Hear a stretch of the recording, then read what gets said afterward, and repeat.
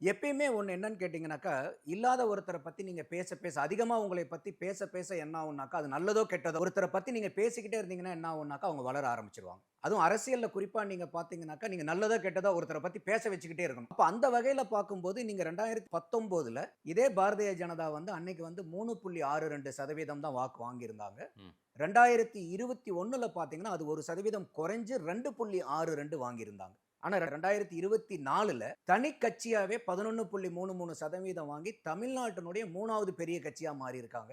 ம்.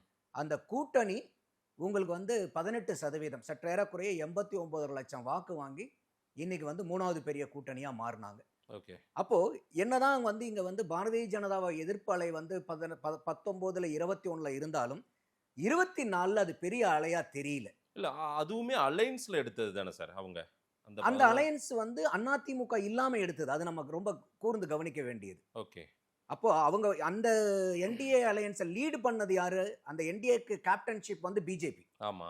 அப்ப தமிழ்நாட்டுல வந்து இன்னைக்கு பாரதிய ஜனதாவுடைய எதிர்ப்பு அலை இருக்குதுன்னா, ம். இன்னைக்கு பாரதிய ஜனதாக்கு கிடைச்ச அவங்க கூட்டணிக்கு கிடைச்ச அத்தன வாக்குமே பாசிட்டிவ் ஓட்டா தான் நம்ம பார்க்க முடியும். அந்த 11 டூ 18% அது சொல்றது. Positive vote. எங்களுக்கு பாரதிய ஜனதாவும் அதன் கூட்டணி கட்சியும் வேணும்னு வாக்களிச்சவங்க.